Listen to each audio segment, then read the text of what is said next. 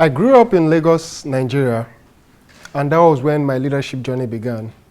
I had very deliberate parents who prioritized my leadership development. We had all we needed, but not all we wanted. We had good education, quality relationships, and of course, good food. However, we didn't have the luxury of traveling outside the country, and even though we desired this, it was something that we wanted to do and we couldn't afford. And that was when my leadership journey began. My parents taught me a simple act of leadership by making sure that at the sound of an airplane, we would run out of the house and speak to the airplane, saying, "Airplane, one day I will travel in you." This simple act of leadership stuck with us, and it became a habit. So much that anytime we miss talking to the airplane, we'll get pained, but we will still say it. Another experience I had was while I was struggling with a particular subject in school, and my parents, seeing that this was a pain point for me, bought dozens of books and told myself and my siblings that we should read these books, and at the end of every week, we should summarize everything we had read. So myself and my siblings would read a book, summarize at the end of every week. We did this for a very long time until we started thinking that if we could read other people's book, we could also have other people read our books. Then we would spend half the time reading and half the time writing. We wrote a book and we started selling these books to our colleagues. However, that wasn't a successful career because someone promised us to publish a book we had written, and the person till date hasn't gotten back to us. The final experience I had was when I discovered my unique ability in inspiring my friends and people around me to realize their innate potentials.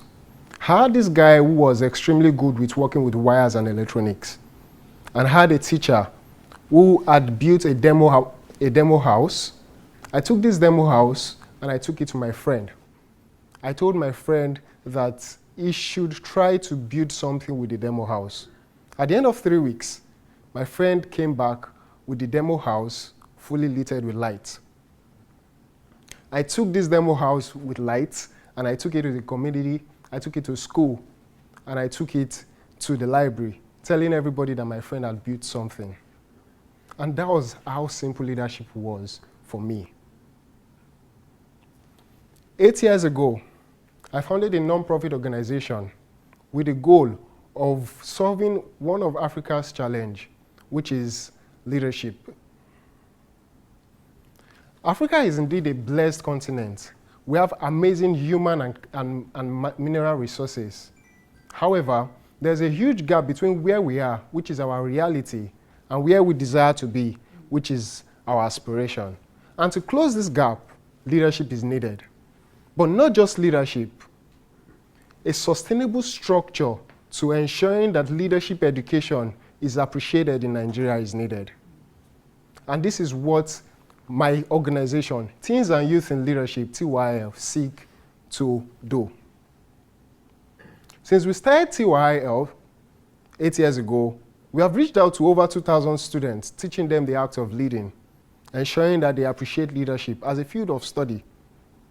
And we have also reached out to 70 post-secondary school students, teaching them core leadership skills and research, with the goal of seeing that these people, at the end of the day, will become the future leader Africa needs.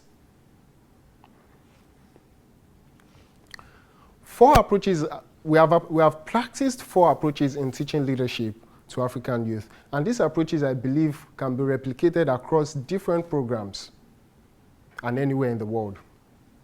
The first approach is the education approach. In TYIL, we make sure that we take leadership from the traditional approach to the modern approach. For a very long time, Africa has relied on teaching leadership to youth and young people through cultural values and making sure that they learn leadership from family, just like I did. However, we are beginning to teach them that there is a modern approach to learning leadership, and you can learn leadership from anywhere in the world. And you don't just learn leadership by building family values. You learn leadership by making sure that you understand the process of making decisions. You understand the process of solving complex problems. You understand the process of also interacting with different people from different societies. Akin to this is the fact that we teach leadership following the humanistic learning theory. The humanistic learning theory focuses on the individual learner and ensures that this individual learner is able to determine if they want to learn leadership or not, what medium they would like to learn leadership, and how far they want to go in their learning process.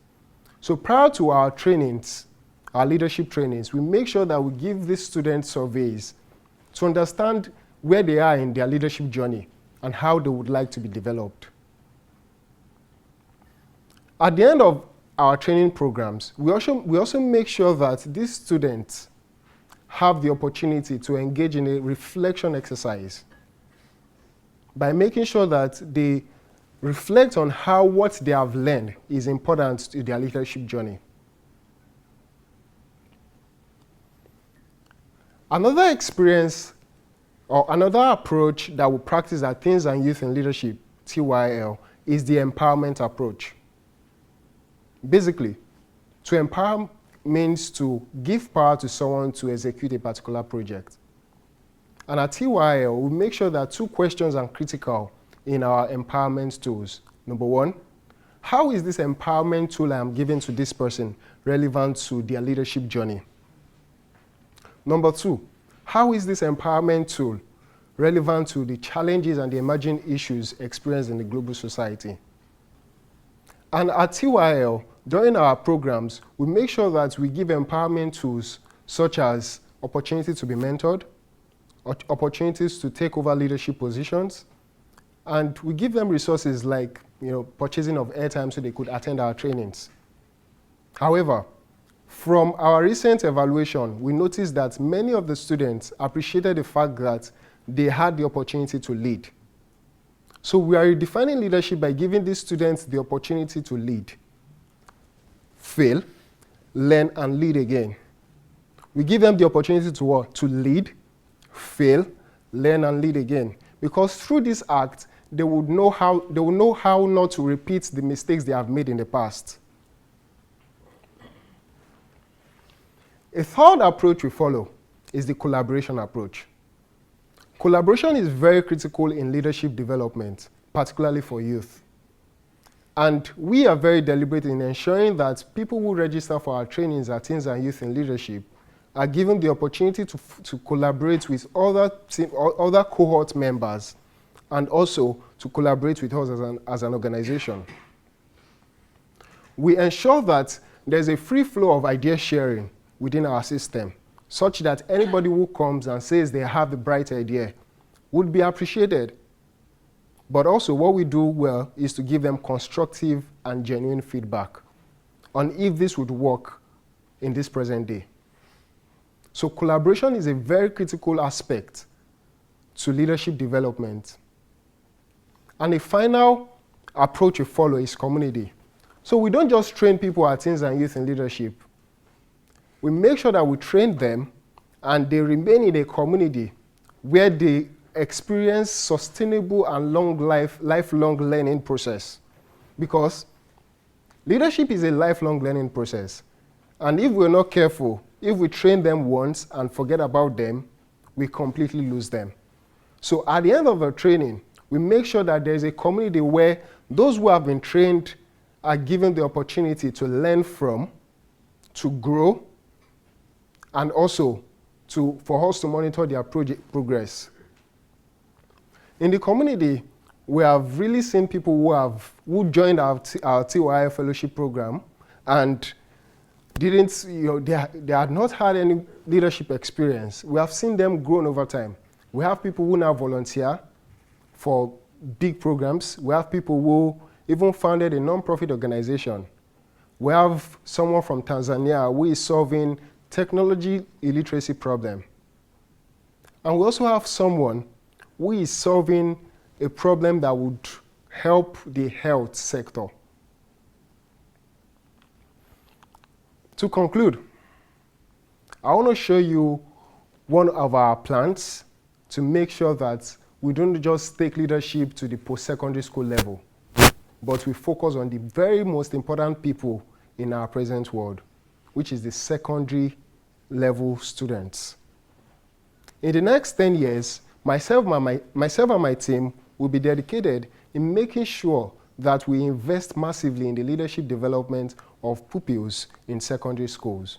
And how do we intend to achieve this? We intend to marry technology and leadership development, such that these students can learn about leadership from anywhere, any part of the world, and at their own convenience. For a very long time, Africa has lacked a genuine process of making sure that people can learn leadership over a sustainable period of time. And this is something we want to resolve. Through these web projects, through these web-based projects, we intend to practice the 4 approaches I mentioned earlier, which is our way of redefining leadership to African youth. The education approach, taking it away from the traditional to the modern. The empowerment approach, giving them the opportunity to lead, make mistakes, and lead again. The collaborative approach, giving them the opportunity to share, to collaborate, to work with other people in developing an idea. And the 4th approach, the community, a place where they can learn and grow over a period of time. Thank you.